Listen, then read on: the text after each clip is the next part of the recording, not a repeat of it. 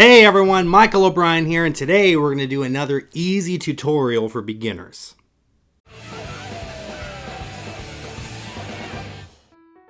Hello my friends, and welcome back to another episode of Advice for Magicians, where my goal is to help make you the best possible entertainers that you can be.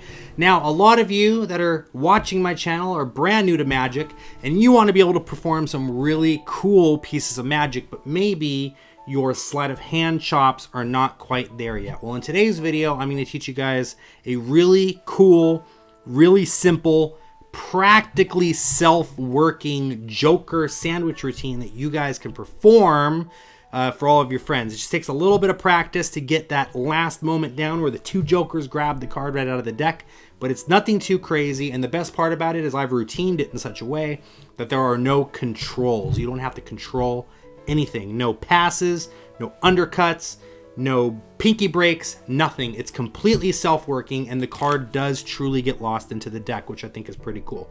Before we go on to actually perform this, though, I thought it'd be fun to see the trick itself in action.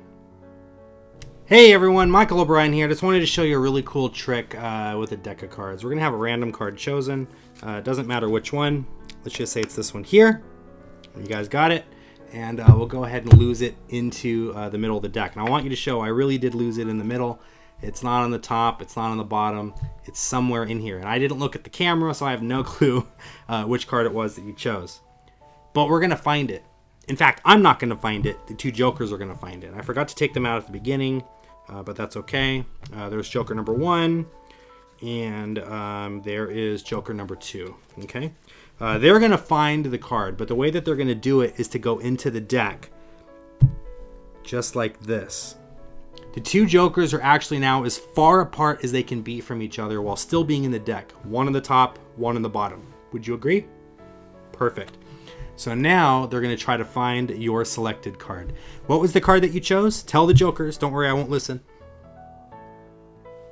Did you tell them? Okay, now to find the card. Just that quick.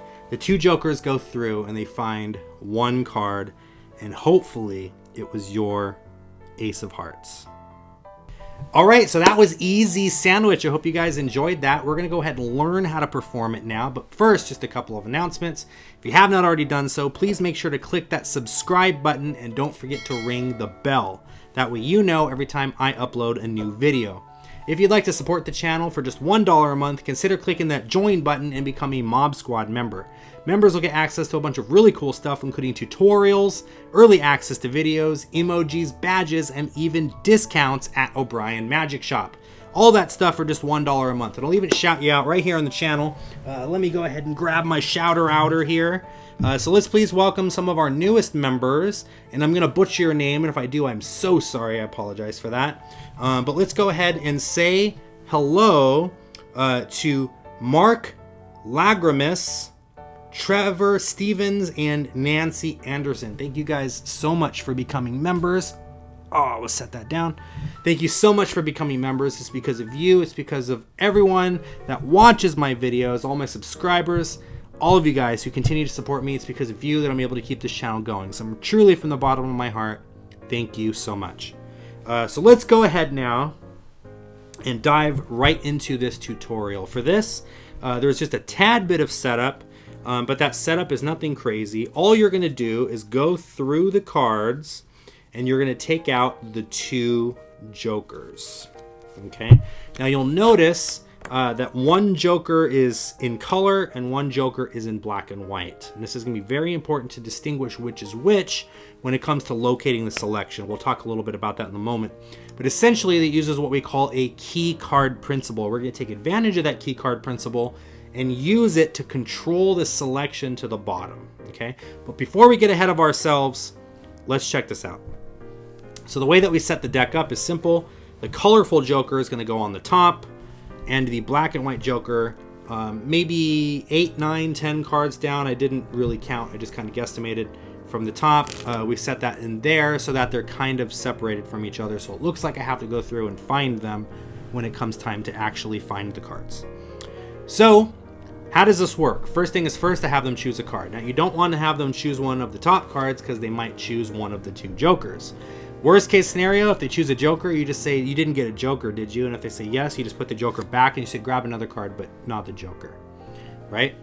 But to avoid that, what I usually do is I spread deep into the deck so that they're taking from one of the bottom cards. And I'll even hold it up just like this. I'll say, go ahead and grab a card that you see, that you like, and I hold the cards and I look away. That way they can take one and there's no risk of them accidentally grabbing one of the jokers, right?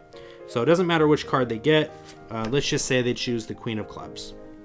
When you take the card back, you're simply going to place it on top of the deck, and then you're going to cut the cards. That's it. The best part is you can say, look, your card's not on the top. It's not second or third from the top. It's not on the bottom. It truly is lost somewhere in the middle of the deck, right? And that's true. It really is lost in the deck. But the thing that you don't tell them is that it's right next to the colorful joker. So this is how we're going to go through now and find the cards. We're going to go through and we're going to look for that first joker. Now notice I'm looking with the cards facing me. The first joker is the black and white joker. So I take that, holding it in the right hand, right? So it's part of this right hand group of cards, and I drop that down on the table. And then I continue on looking for the second joker. And when I get to the second joker, I'm going to do the same thing. Now, if I have that joker over here on the right, the next card in the left packet is going to be the selection, just because it's right next to that colored joker, right? So I table that, and when I go to regroup the cards, I'm just going to cut them. So I'm actually going to place the left hand packet on the face of the deck. So now their card is the bottom card. And I just make sure to keep that turned back towards me so that they can't see that, right? I'm then going to take the two jokers, one on the top and one on the bottom, right? Just like this.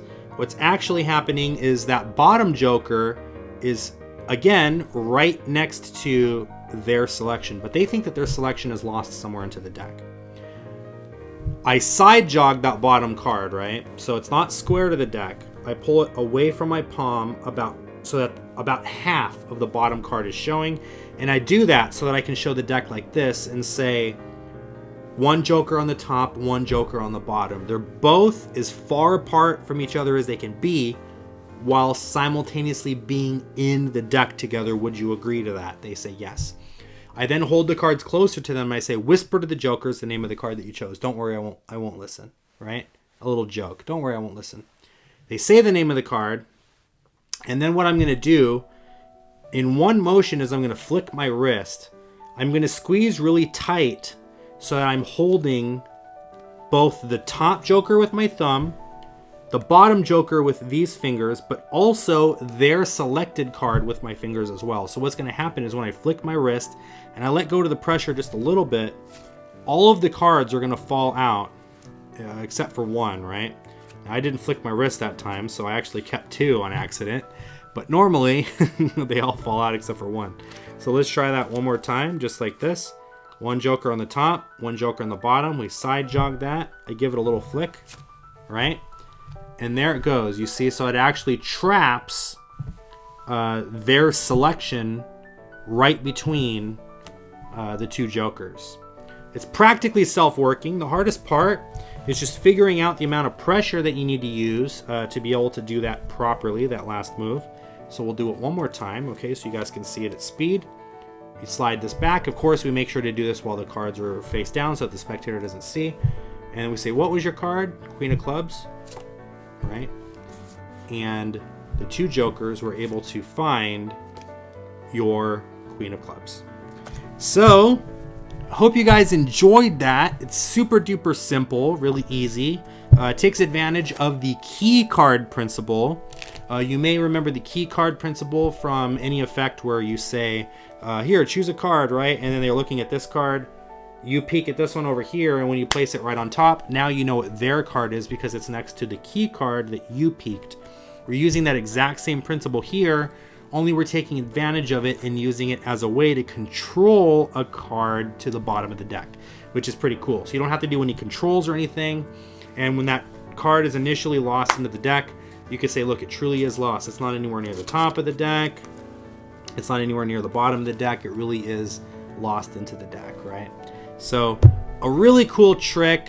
It's really fun to perform. It's going to fool your friends if you guys want to learn this one. If you want to learn some more serious sleight of hand magic, maybe this stuff is a little too easy for you and you want to learn something a little bit more difficult, I highly recommend you guys become a member. Click the join button. Again, it's only $1 a month and you'll access all my tutorials. I teach a bunch of other really cool tricks: oil and water, triumph, more sandwiching routines, ambitious card to impossible location, all kinds of stuff. All of that right here at O'Brien Magic on YouTube. Anyway, thank you so much for watching, everyone. Until next time, keep practicing.